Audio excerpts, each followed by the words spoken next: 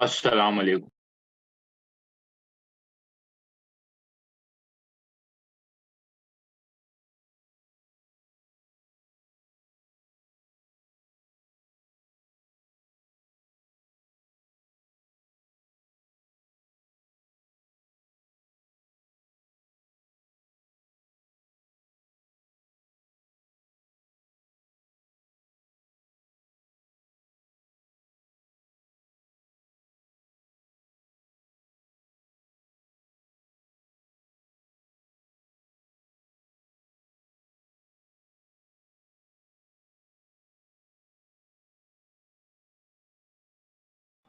अच्छा स्टूडेंट्स, मेरी वॉइस आ रही है भाई सबको?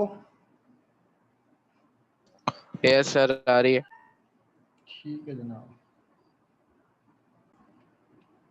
अभी तक जो हम लोगों ने बात की थी जनाब, वो एसक्यूएल जॉइंस पे की थी। There are 5 type of joins के इनर जॉइन, जो कि दो टेबल के दरमियान सिर्फ मैचिंग रिकॉर्ड को लेके आएगा, और एक हमने पढ़ा था left join, right join, full join. ठीक है जनाब।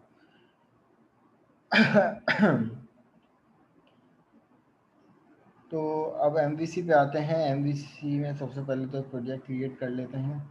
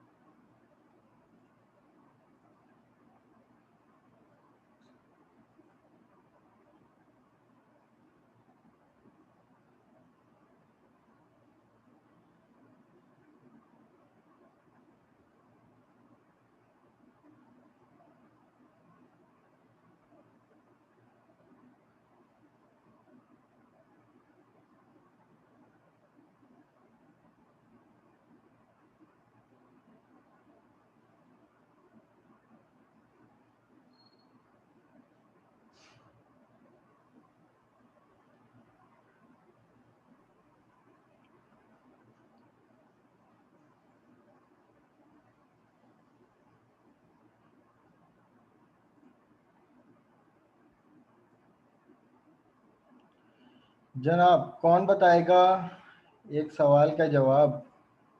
जी, हफ्सा कंवल 10420 अवेलेबल हैं आप? जी सर। हफ्सा ये बताएं कि बाय डिफ़ॉल्ट जो एमवीसी में रूट सेट हुआ हुआ होता है, उसमें बाय डिफ़ॉल्ट कंट्रोलर और कौन सा इंडेक्स, कौन सा एक्शन मेथड होता है क्योंकि बाय डिफ़ॉल्ट होता है एमवीसी के अंदर?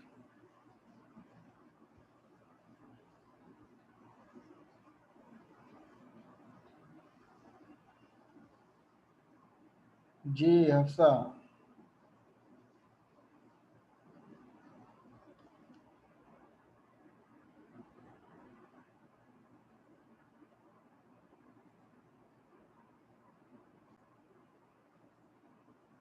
यस ये सर, सर अब अब हो हो रही रही है। है। देखो, जो बेसिकली कहानी थी, मैंने आप लोगों को बताया था कि जब टेबल के डायग्राम क्रिएट होती है तो हम किस तरीके से करते हैं। राइट क्लिक करते हैं अपने क्यूरी एडिटर पे और डिज़ाइन एंड क्यूरी मोड पे चले जाते हैं। अब यहाँ पे जितने भी टेबल्स हैं ना मेरे पास इस डेटाबेस में, उसको सेलेक्ट कर लो।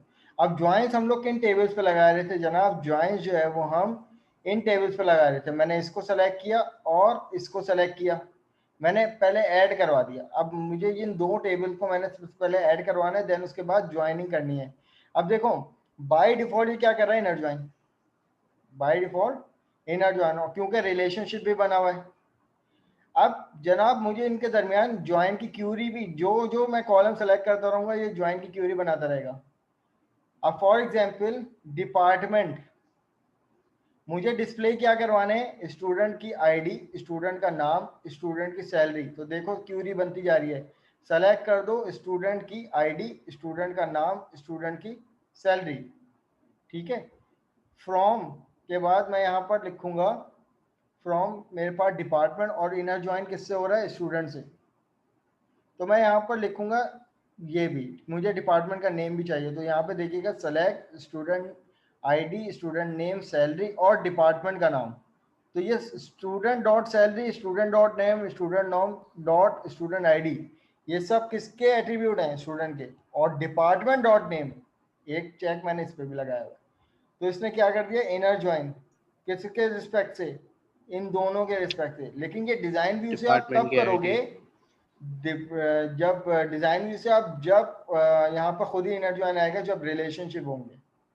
मैंने कहा रिलेशनशिप होना जरूरी नहीं है, फिर आप क्यूरी बाय फोर्स भी बना सकते हो, लेकिन अगर डिजाइन व्यू से आपने बनाना है तो रिलेशनशिप दे दो ताकि ये खुद ही पिक कर ले। तो जनाब यहाँ पर इसको मैं ओके कर दूंगा तो ये मेरे पास पूरी स्क्रिप्ट आके जनरेट हो जाएगी। ठीक है, तो अब ये वही स्क्रिप्ट है जो हमने लिखी थी, आप मैच कर लो। ये ऑब्जेक्ट का नाम है, आप इसको हटा दो। तो जब मैं इसको एग्जीक्यूट कर लूंगा तो मेरे पास वही सेम रिजल्ट देगा, इनर ज्वाइन, कि कौन सा स्टूडेंट किस सैलरी पे और वो कौन से डिपार्टमेंट से बिलोंग करता है, डिपार्टमेंट का नेम भी उठ के आ रहा है विद रिस्पेक्ट टू दिस, इस कंडीशन में। अब आप इसकी जगह लेफ्ट कर लो, राइट कर लो, सब जो भी है। जनाब वेब एप्लीकेशन 1 हमने क्रिएट की थी और इस नहीं, ये पूरी रॉ कंपेयर नहीं करेगा जनाब, ये दो कॉलम्स की वैल्यू को मैच करेगा और उठा के लेके आएगा जो कॉलम्स हमने सेलेक्ट करवाए हैं। ये इन दो कॉलम्स के बिहाफ पर सर्च करेगा, पूरी ये तमाम वैल्यूज लेके आएगा। किन के बिहाफ पर? इन दो के बिहाफ पर। जनाब हमारे पास बाय डिफॉल्ट जो कंट्रोलर होता है वो रूट सेट हुआ होता है, तो मैं यहाँ पर कंट्रोलर ऐड कर देता हूँ होम के नाम से, एम्प्टी कंट्रोलर बना लेते हैं और इसको जनाब नाम दे देते हैं होम के नाम से। अब इसके अंदर जो बाय डिफॉल्ट एक एक्शन मेथड होता है वो होता है इंडेक्स के नाम से।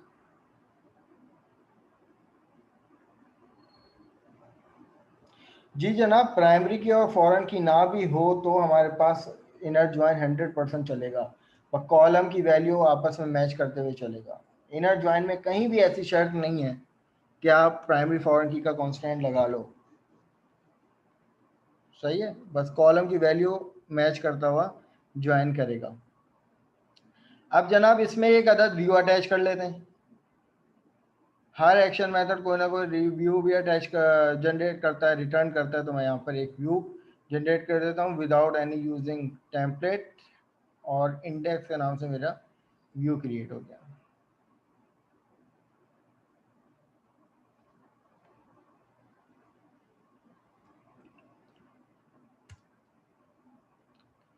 ठीक है जनाब, अब हमारे पास जो आज का मुद्दा है वो HTML हेल्पर्स है। बेसिकली HTML हेल्पर्स होते क्या हैं कि इनके बारे में किस तरीके से इनको यूज़ किया जाता है, HTML हेल्पर्स की टाइप क्या होती है।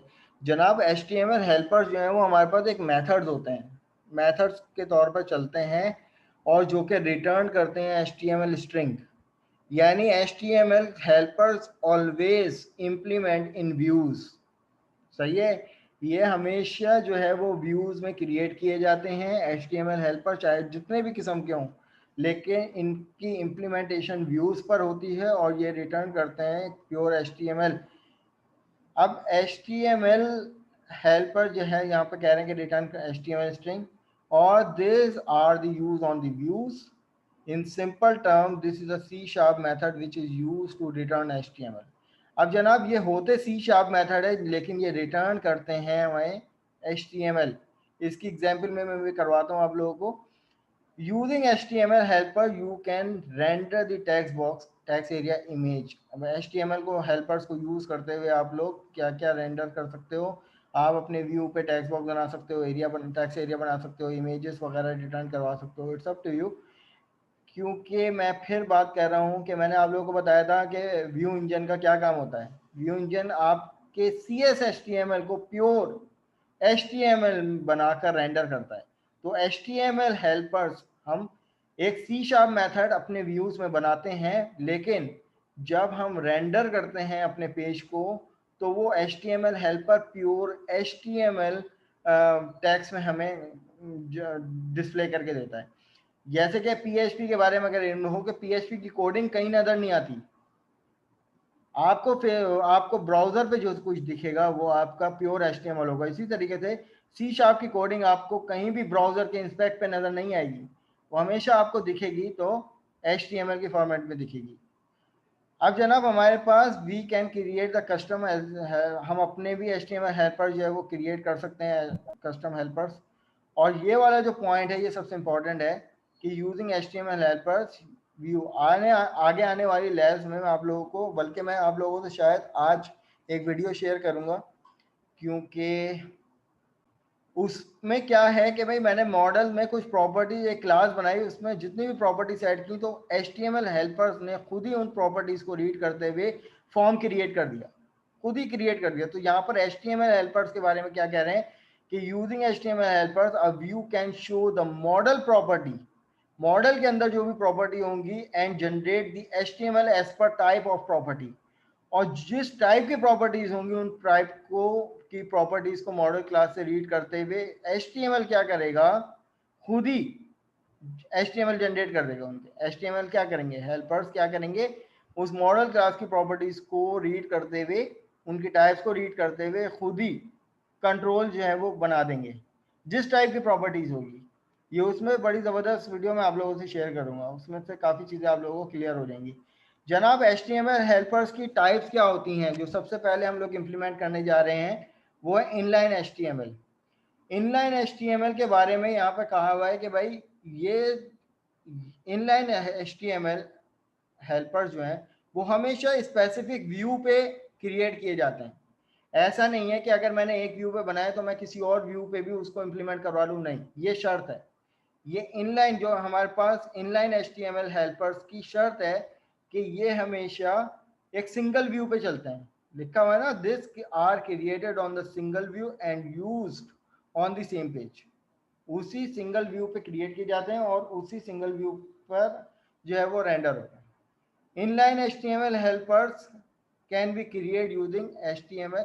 अब ये हमारे पास इनका इसका टैग है कि क्रिएट किस तरीके से किए जाते हैं और इम्प्लीमेंट करने का क्या तरीकेकार है। इनलाइन HTML हेल्पर्स हमेशा इस कीवर्ड से क्रिएट किए जाएंगे कि @ मैंने आप लोगों को प्रीवियस MVC की क्लास में बताया था कि ये @ क्यों इस्तेमाल होता है, ये किसका सिंटैक्स है, कौन बताएगा। ये जनाब रेजर व्यू इंजन का सिंटैक्स है।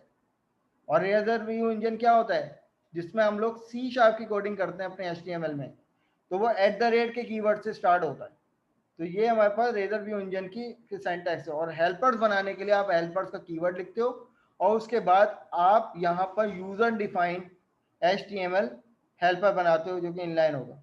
अब इनलाइन हम लोग क्यों कहते हैं, चलो इसकी इम्प्लीमेंटेशन करते हैं। जनाब मैं इस डिव में आकर एक हेल्पर क्रिएट करता हूँ @ सबसे पहले मैं यहाँ पर लिखूंगा हेल्पर, ठीक है। अब उसके बाद हेल्पर के बाद मैं यहाँ पर अब कोई भी हेल्पर का नाम लिख दूंगा, माय फर्स्ट लिस्ट हेल्पर के नाम से मैंने कुछ भी लिख दिया, कोई भी नाम दे दिया, आप अपने नाम से बना सकते हो। मैंने आपको बताया कि HTML हेल्पर जो होते हैं वो मेथड्स की मेथड होते हैं C# के, तो मेथड इसी तरीके से बनता है और उसकी बॉडी इस तरीके से जनाब क्रिएट होती है, ठीक है। ये मेरे पास, ये मैं अब क्रिएट करने जा रहा हूँ। अब मैं चाह रहा हूँ कि भाई इस HTML हेल्पर में मैं एक पैरामीटर पास कर दूं। यहाँ पर बताया हुआ है कि आप या तो कुछ भी पास नहीं करो या तो आप पैरामीटर पास करो कि ताकि यूजर से इनपुट ले लो। तो जनाब मैंने यहाँ पर एक स्ट्रिंग एरे टाइप का एक मेथड ले लिया, वो पैरामीटर ले लिया। अब यकीनन मेरे HTML हेल्पर जब ये चलेगा तो यकीनन इसमें कोई ना कोई एरे की वैल्यू स्टोर होंगी, एरे है ना स्ट्रिंग टाइप का। तो जनाब मैंने यहाँ पे क्या किया, इसके बाद इसी की बॉडी में आता हूँ और इसी की बॉडी में आने के बाद मैं चाहता हूँ कि भाई जब भी मैं इस हेल्पर में जो एक एरे बनाऊंगा वो एरे बेसिकली वो UL इस तरीके से UL के टैग में मुझे मिल जाए। अब UL के अंदर होती है जनाब लिस्ट, ठीक है। और लिस्ट के अंदर मैं क्या काम करूंगा, अब ये लिस्ट जो है वो फिलहाल मैं यहाँ से कट कर लेता हूँ। अब अनऑर्डर्ड लिस्ट बनेगी, मैं यूज करूंगा यहाँ पर @ फॉर ईच का लूप। अब इसके लिए मैंने क्या कर लिया कि मैंने एक वेरिएबल लिया var आइटम्स के नाम से, और इनके बाद स्ट्रिंग में मेरे पास एरे आएगा। अब जब मेरे पास एरे जो आएगा वो मुझे इसके अंदर लिस्ट की फॉर्मेट में, यानी लिस्ट की फॉर्म में मिलना चाहिए, और लिस्ट में मैं कर दूंगा @items। अब ये मेरे पास ओवरऑल मेरा यूजर डिफाइंड एक HTML हेल्पर बन गया। अब ये मैंने एक दफ़ा क्रिएट कर लिया। अब इसको मैं अपने सिंगल व्यू में जगह जगह लाइन बाय लाइन किस तरीके से इम्प्लीमेंट कर सकता हूँ। अब मैंने बना तो एक दफ़ा लिया, अब इसको मुझे इम्प्लीमेंट करना है एज पर रिक्वायरमेंट। अब मैं इस डिव से बाहर आता हूँ, एक डिव क्रिएट करता हूँ, ठीक है, और इस डिव के अंदर मुझे इसको इम्प्लीमेंट करना है। अब इम्प्लीमेंट करने के क्या तरीक़ेकार है जनाब, मैं यहाँ पर एक लेबल ले लेता हूँ, मैंने यहाँ पर लेबल ले लिया। अब इस लेबल में कहता हूँ कि भाई this is my list of employees. अब ये मैंने जनाब एक लेबल ले लिया और लेबल में ये चीज़ डिफाइन कर दी, ठीक है भाई। अब उसके बाद नेक्स्ट लाइन पे आने के बाद मैंने एक और डिव यूज़ किया, और उस डिव में अब मैं अपने इस HTML हेल्पर को यूज़ करूँगा। अब इस HTML हेल्पर में हो क्या रहा है, इसमें जनाब ये मैं जब मैं इसको इम्प्लीमेंट करवाऊँगा ना, तो इम्प्लीमेंट करवाने के लिए मैं @ लगाऊंगा, और @ लगाने के बाद यहाँ पे देखिए मुझे मिल गया मेरा माय फर्स्ट लिस्ट हेल्पर। तो यहाँ पे देखिए कि ये बता रहा है कि भाई result helper page view home index. अब यहाँ पर इसके अंदर एक पैरामीटर है, और वो क्या है, स्ट्रिंग टाइप का पैरामीटर। मैंने यहाँ पे इस HTML हेल्पर को यूज किया, और ये मुझसे मांग रहा है, जैसे मैं इसको ओपन करूंगा ये मुझसे मांग रहा है चलो भाई एरे बनाओ। अब एरे में किस तरीके से बनाऊंगा, हमें पता है प्रोग्रामिंग फंडामेंटल में मैं कि अब एरे था स्ट्रिंग टाइप का, न्यू करते हैं ना, इसी तरीके से बनाते हैं कि भाई ये आ गया string equal to new string के नाम से, और स्ट्रिंग के बाद हम यहाँ पर ये डिफाइन करते हैं, ठीक है। अब उसके बाद मेरे पास आते हैं पैरेंथेसिस कर्ली ब्रैकेट। अब इसके अंदर मैं यहाँ पर अपनी कलेक्शन डिफाइन कर दूँ। अब जनाब मैंने यहाँ पर कलेक्शन अपने डिफाइन कर लिए कि फॉर एग्जांपल मैंने यहाँ पर अपना नाम दे दिया एक, इसी तरीके से मैंने यहाँ पर दूसरा नाम दे दिया, इसी तरीके से मैंने यहाँ पर तीसरा नाम दे दिया, इसी तरीके से चौथा नाम दे दिया हमने, और जनाब यहाँ पर पांचवा नाम दे दिया हमने यार, ठीक है। अब ये लिस्ट मेरे पास यहाँ पे जनरेट होगा। अब जनाब जब मैं एप्लीकेशन को रन करूँगा तो मुझे बताइए कि क्या मुझे ये वाला कोड मिलना चाहिए।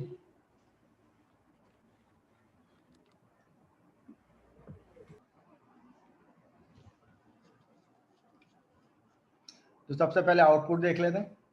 मैं अपने एप्लीकेशन को पहले बिल्ड कर लेता हूँ।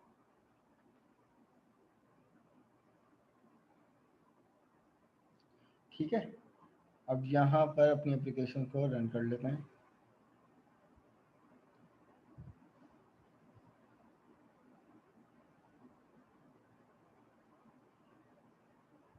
बाय डिफॉल्ट रूट हमारा ये वाला सेट हुआ होता, तो इसी नाम से हमने कंट्रोलर और उसी मेथड में हमने व्यू भी बना लिया था।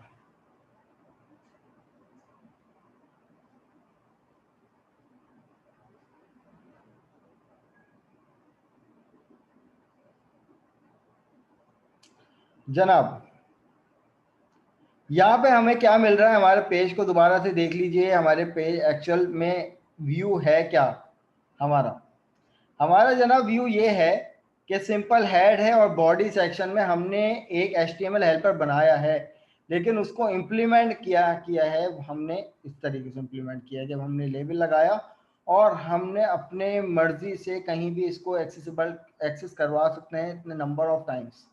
अब फॉर एग्जांपल मैं यहाँ पर इसी को कॉपी कर लेता हूँ, और इधर आके मैं एक और दफ़ा अपनी लिस्ट को जनरेट कर देता हूँ।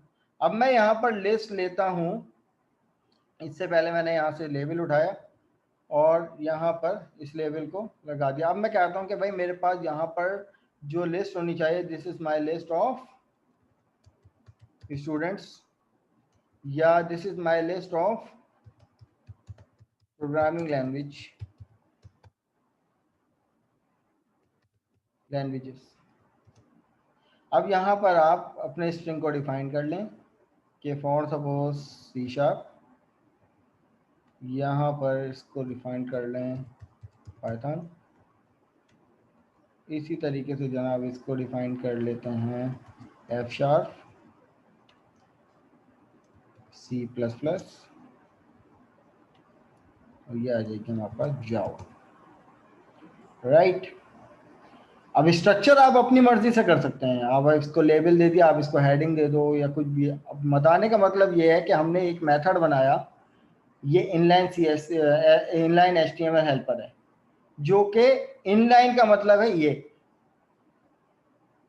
आपके कंटेंट में इंप्लीमेंट होने वाला। जब मैं यहाँ पर इसको दोबारा से ब्राउजर को रिफ्रेश करता हूँ तो यहाँ पर देखिएगा मेरे पास वही एचटीएमएल हेल्पर को मैंने अपनी दूसरी लाइन में भी इंप्लीमेंट कर लिया, वही लिस्ट मुझे जनरेट होके आ रही है।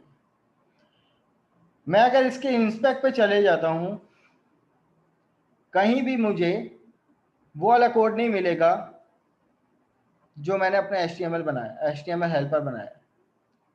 यहाँ पर देखिए स्क्रिप्ट के अंदर अगर मैं इस डिव की बात करूँ तो यहाँ पर लिस्ट, और यहाँ पर मुझे सीधी सीधी एक लिस्ट मिली है, और ये लिस्ट मेरे पास कहाँ पे आ रही है, ये मार्कर है @ कहीं भी मेरे पास HTML से बना मतलब @ से बना हुआ कोई मेरे पास वाला कोड नहीं आ रहा जो मैंने HTML हेल्पर के लिए बनाया था।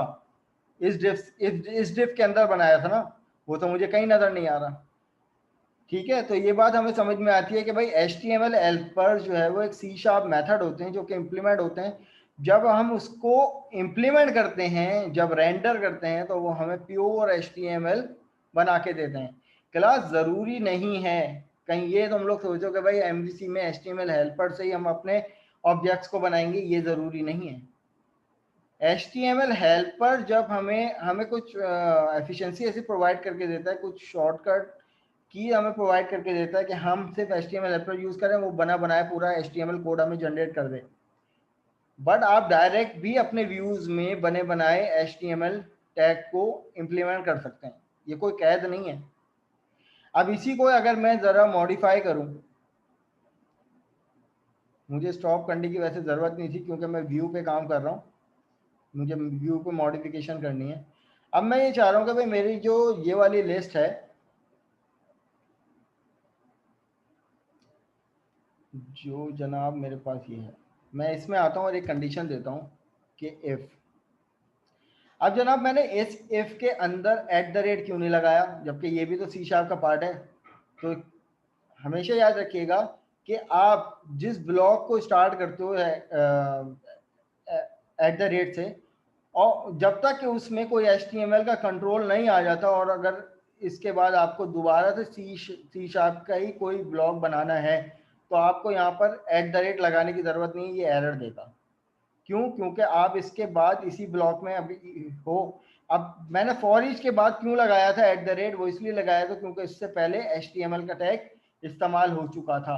अगर मैं यहाँ पर ये नहीं लगाऊंगा तो मुझे यहाँ पर ये एरर देगा, क्योंकि ये जानता नहीं। लेकिन मैं इफ में क्यों नहीं लगा रहा, क्योंकि इफ से पहले अगर कोई HTML का टैग अगर इस्तेमाल हो जाता, फॉर एग्जांपल एंकर का टैग अगर हम फॉर एग्जांपल ले लेते, तो यहाँ पर जो, और इसकी इसी तरीके से यहाँ पर H एंकर का टैग ये आ गया मेरे पास, H रेफरेंस और पुनः जो भी है whatever, और इसमें कुछ भी हमने दे दिया।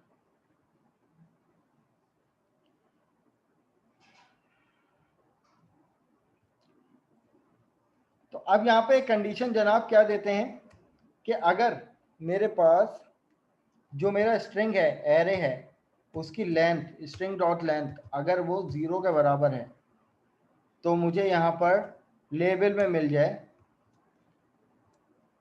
कि देयर इज नो डाटा। अगर स्ट्रिंग डॉट लेंथ, वरना क्या हो जाए मेरे पास एल्स ब्लॉक, और एल्स ब्लॉक का जो ये वाला कोड है वो यहाँ पे आकर इसको मैं बाइंड कर दूंगा।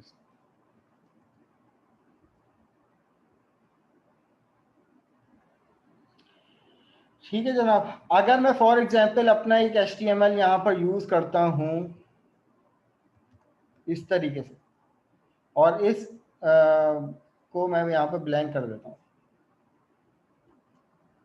कोई डाटा नहीं देता मैं यहाँ पर,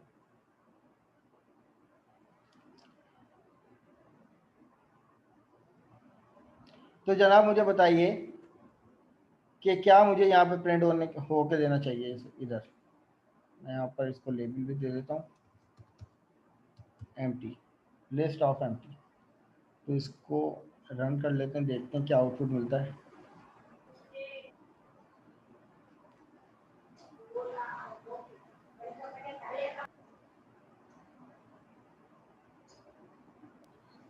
सर जस्ट लेबल वाला प्रिंट होगा ना? हाँ देखते हैं क्या होता है। देयर इज नो डाटा, क्योंकि 0 के बराबर है। एग्जैक्टली। ठीक है, तो स्ट्रिंग डॉट लाइन क्या हो गई हमारे पास, 0 के बराबर हो गई। तो ये हमारे पास क्लास, ये इनलाइन HTML हेल्पर्स होते हैं जो कि जिनके लिए शर्त होती है कि आप अपने सिंगल व्यू में ही बनाओगे इसको। हम ऐसा नहीं कर सकते कि भाई मैं ये वाला HTML हेल्पर जो है वो किसी और व्यू में एक्सेस करवाऊँ। उसके लिए हमारे पास पार्सिंग व्यू का कॉन्सेप्ट मिलता है, वो हम डायरेक्ट नहीं करवा सकते। ठीक है, अब जनाब हमारे पास अगली जो टाइप आती है वो आती है built in HTML helpers. Built in HTML helpers को हम लोग बेसिकली स्टैंडर्ड HTML हेल्पर्स कहते हैं, जिसमें हमें बना बनाए कुछ ना कुछ ऑब्जेक्ट्स मिलते हैं, कि जैसे हमारे पास एक्शन लिंक मिल गया, हमें टेक्स्ट बॉक्स मिल गया, पासवर्ड टेक्स्ट बॉक्स मिल गया, चेक बॉक्स मिल गया, फॉर्म बनाने के लिए जो भी ऑब्जेक्ट्स हमें रिक्वायर्ड होते हैं हम यूज़ कर रहे होते हैं। अब जनाब यहाँ पर HTML हेल्पर्स के बारे में वही बात जो रिपीट की थी कि HTML हेल्पर जो होते हैं वो C# मेथड होते हैं, जिनको हम लोग अपने व्यूज़ में इस्तेमाल करते हैं। और व्यू की जो एक्सटेंशन होती है वो क्या होती है, CS HTML, राइट। और यहाँ पर एक चीज़ ये है कि जब आप HTML को यूज़ करते हुए रेंडर करते हैं तो वो प्योर HTML हमें बना के देती है। तो यहाँ पर अब बिल्ट इन HTML की एक दो एग्जाम्पल ले लेते हैं। अब बिल्ट इन HTML पे हमें कौन कौन से HTML मिलते हैं, सिर्फ ये वाले नहीं मिलते, इनके अलावा भी बहुत सारे HTML हेल्पर्स हमें मिलते हैं। अच्छा जी, कौन है रमीज, क्या कह रहे हैं कि भाई सर जैसे बिल्ट इन फंक्शन होता है वैसे, जी जी। अब HTML हेल्पर्स हमारे पास बिल्ट इन जो हमें मिलते हैं वो कौन कौन से होते हैं भाई, action result, text box, check box, radio button, begin form, end form, drop down list, hidden और मैनी मोर। अब इसकी एक एग्जांपल हम लोग ले लेते हैं। यहाँ पर मैं अपने प्रोग्राम को यहाँ पे स्टॉप करता हूँ। अब जनाब मेरे पास ये कंट्रोलर था, जी जी बोलिए। सर ड्रॉप डाउन बना दे, असाइनमेंट, ड्रॉप डाउन की एग्जांपल बना दे सर, ड्रॉप डाउन की असाइनमेंट, एग्जांपल बना दे। अच्छा असाइनमेंट देंगे ये भी? असाइनमेंट। Okay sir. मैं यही अर्ज कर रहा हूँ ना आपसे, बहुत सारे HTML हेल्पर्स हैं और इन्हीं को यूज़ करते हुए मैं तुम लोगों को अभी दूसरा टास्क दूंगा MVC का ना, कि भाई मुझे एक साइन अप फॉर्म बना के दिखा दो HTML हेल्पर्स को यूज़ करते हुए। तो यहाँ पर अगर हम लोग यहाँ पर अपने एक्शन लिंक की बात करें तो use to create a link. अब ये HTML हेल्पर है तो C# का मेथड, लेकिन मैंने आपसे अर्ज किया कि जब मैं इसको यूज करूंगा तो HTML में हमें वो एंकर की पूरी स्क्रिप्ट लिख के दे देगा। चलो इसकी एग्जांपल लेते हैं। जनाब मैंने यहाँ पर बात की थी कि भाई ये मेरे पास एक एक्शन रिजल्ट था, मैं यहाँ पर रहते हुए इसी को कॉपी करता हूँ और दूसरा एक्शन रिजल्ट बना लेता हूँ। किस नाम से, अबाउट के नाम से, और इसमें भी एक व्यू अटैच कर लेता हूँ अबाउट के नाम से, ताकि नेविगेट करने में आसानी हो जाए। अब मैं इंडेक्स में जाकर अपने ये वाले कंटेंट को इरेज कर लेता हूँ और इस HTML को भी इरेज कर लेता हूँ फॉर द टाइम बिंग। जनाब अब सिंपल यहाँ पर एक हेडिंग लेता हूँ H1 की और मैं कह देता हूँ कि भाई this is index page heading 1, और उसके बाद यहाँ पर HTML हेल्पर यूज करता हूँ। कौन सा, इधर भी एक और div ले लेते हैं और इसके अंदर जनाब मैं एक HTML हेल्पर, अब बिल्ट इन HTML हेल्पर को इम्प्लीमेंट करने के, एक्सेस करने का क्या तरीकेकार है, @ लगाओगे At और HTML लिखे dot लगाओगे, HTML लिखोगे, डॉट करोगे तो ये तमाम आपको मिल जाएंगे आपके HTML helper, built in HTML helper. अब यहाँ पर हमें सबसे पहले चाहिए एक्शन लिंक। अब एक्शन लिंक को इम्प्लीमेंट करने के भी ओवरराइड करके भी हमारे पास 10 तरीकेकार हैं। पहला तरीकेकार क्या है कि भाई आप सिंपल लिंक का स्ट्रिंग दो कि जिस नाम की स्ट्रिंग है, और उसके बाद दूसरा तरीकेकार क्या है कि भाई आप यहाँ पर स्ट्रिंग एक्शन मेथड दो। ठीक है, तो यहाँ पर अगर मैं पहला आर्गुमेंट देता हूँ तो वो क्या है कि भाई मैं यहाँ पर लिखता हूँ click me to navigate about page. ठीक है जनाब, और जबकि अबाउट पेज में जाके मैं यहाँ पे कह देता हूँ कि भाई एक हेडिंग है मेरे पास, एक यहाँ पर हेडिंग है H1, और इस H1 में कह देता हूँ this is our about us page.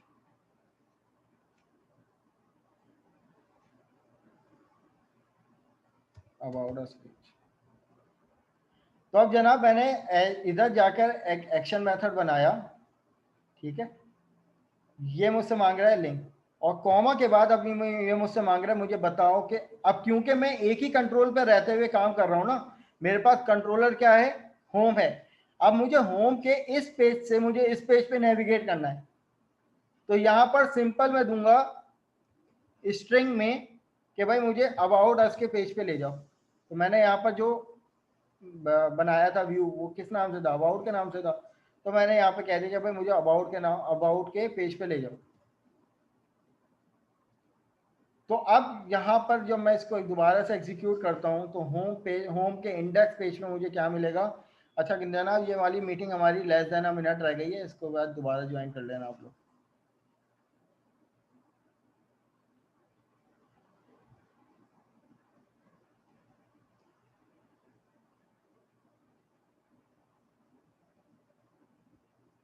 अब ये एक्शन लिंक मिला। अब जब मैं इसको नेविगेट कर रहा हूँ तो मुझे कहाँ लेके जा रहा है, अबाउट अस के पेज पे। तो about के आप पेज यहाँ पर ये एक्शन, ये URL भी देख सकते हो। ठीक है क्लास, मैं यहीं से कंटिन्यू करता हूँ अपने नेक्स्ट सेशन में, आप लोग दोबारा ज्वाइन कीजिए।